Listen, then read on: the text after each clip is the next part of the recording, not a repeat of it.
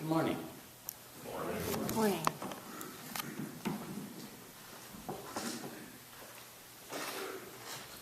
Sarah lived 127 years.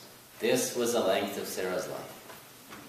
And Sarah died at Kiriath Arba, that is Hebron, in the land of Canaan, and Abram went in to mourn for Sarah and to weep for her. We don't have a lot of stories of death in the Bible. Most of the Bible is about life. Obviously, the Gospels contain a very long story of Jesus' death and resurrection. But otherwise, stories of death are rare. So they're worth paying attention to.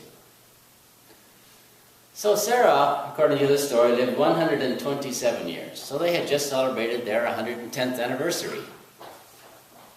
Can you imagine? Guessing there's no way to imagine a 110th anniversary. In Kansas, our neighbors got to their 72nd, I think, something like that. But that still leaves them 40 years behind. And then Abraham went in to mourn for his wife. Imagine the loss, all of those years together, all of the stuff they've done together, all of the places they've been together. They've walked hundreds and hundreds and hundreds of miles together.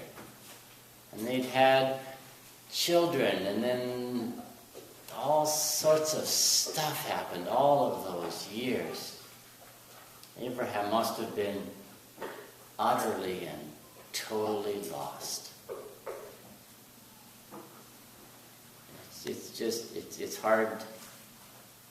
It's hard to imagine, except, of course, when you lose someone, and then you get a piece of it. You get a sense of the total finality of this loss. So Abraham takes time. And ultimately, there is simply no substitute for time. Sometimes when somebody dies, you get the feeling, it'd be nice if we could just sort of skip the next year. Because probably a year from now, I'll feel a lot better than I do now. And so if we could sort of skip the next year and just get to a year from now, I'll probably be okay by then. Except there's no way to do that. Because sometimes there's no way through except through. There's no way around time. So Abraham takes his time. We have no idea how long he is there to mourn Sarah. Obviously not very long, because they don't have funeral homes to embalm people. So he knows also that life has to go on, just as after death we know that life has to go on. It simply does. And I know sometimes that's a bit of a surprise. I know after friends have died, and I would go outside and people were like going on with life as if nothing had happened. As if the world hadn't just shifted in a major way. They were just driving around in their cars and going to work and doing stuff as if life was just somehow normal, and it wasn't. And yet, everyone else in the world just keeps right on going. But Abraham knows that life has to go on because it does. So he goes to the people of the land, the Hittites, to get a place to bury his wife. And all of the rest of that story is deeply ritualized language. Almost none of those sentences mean what they seem to appear to mean on the surface. And everybody in the conversation knows it. Right? Abraham says, "Oh, give me a piece of land," which means, "I'd like to buy a piece of land."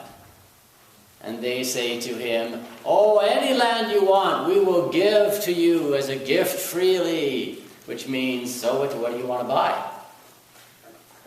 Right? But ritual is so useful at times like this. It's almost a play. And everybody knows their part.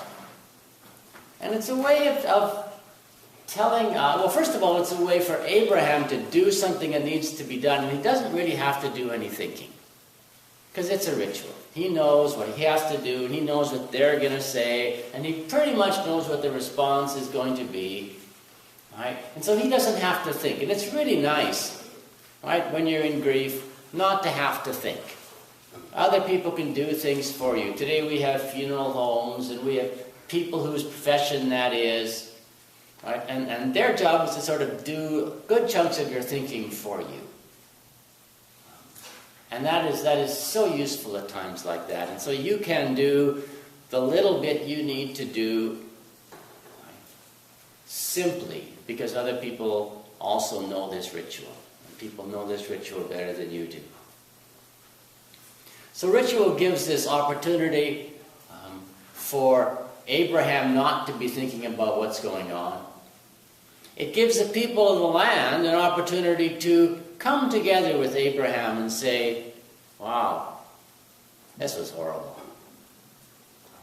But, right, we do this all the time. People die. And now you have experienced a death, and perhaps many of the elders who had gathered with him had buried wives or certainly parents and children and close family members. Right? And so the community gathers and goes, yeah, this was a horrible death. Right? We know that feeling. We can do this together. And so they do this selling of the land ritual simply as a way of doing this together. Right? And we continue to do things, and we do these rituals. It's very interesting when you study ritual and the rituals of the church or just the rituals of the community, and you talk to people about, well, how do we do a funeral here? And they go, well, this is the way we've always done it, so we'll just do it this way. So rituals are a great way of just showing this continuity that life goes on.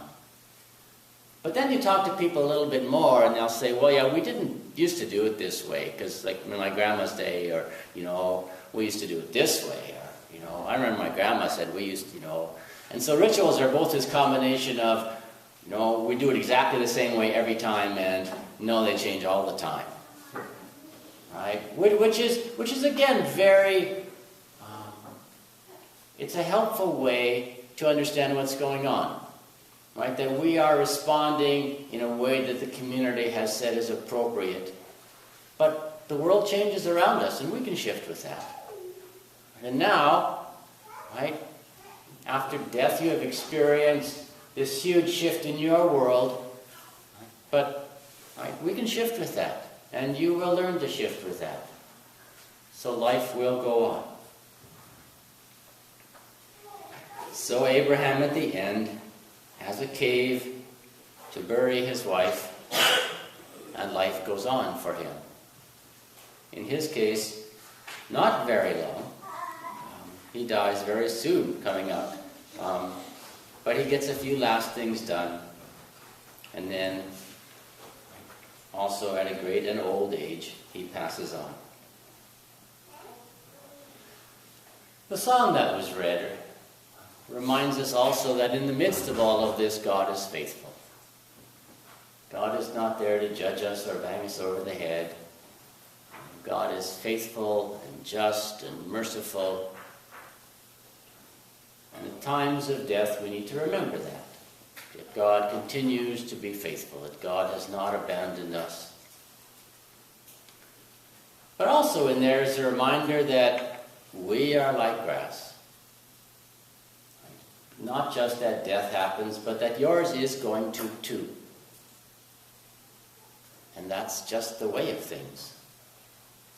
Complex biological systems break down. People die. And the world just goes on, just like all of the beautiful green grass we see out there. It's going to go brown. And the world is going to go on. And then next spring, some different grass is going to pop up, and the world is going to go on. And we are part of that. We are not exempt. We are not special in that sense. We die, and the world goes on. And that's somehow okay. Obviously, as individuals, it's not very okay, because we're going to be dead. But the church goes on, the community goes on, the world goes on. And that's the way it is. So the Matthew passage then reminds us that, yes, the world goes on, and yes, that's the way it is, but in the meantime, there are things that are worth doing. There are tasks that we are given. There is this larger thing called the kingdom of God that we're supposed to be working toward. But there are lots of other things that aren't worth working toward. Right? And so we need to constantly be checking ourselves. And there are so many things that we work so hard for, and Jesus says, no, just ask. Ask and it will be given you. Seek and you will find. Right? Run around like a chicken with your head cut off and the door will be open for you. No, it's not what it says.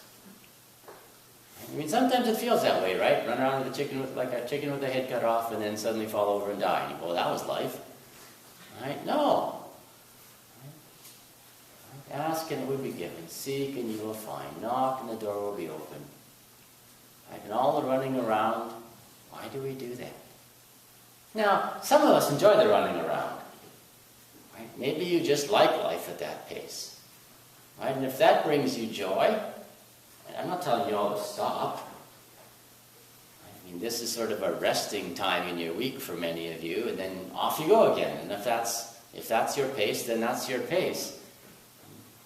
But if that's your pace because you think that God demands it of you, then you got to go back to the book once in a while and go, no, that's not what God is demanding of us.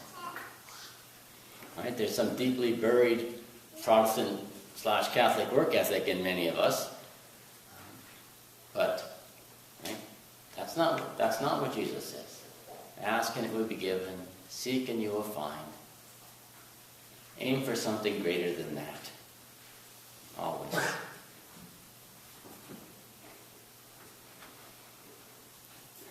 So we have a couple of minutes that we just want to take. Remember those who have died. Remember that we also are dust, and to dust we will return. That's okay. Other things will die, other people will die. The world will continue on. And also time for asking for the strength to continue on. Some days that's easier than others.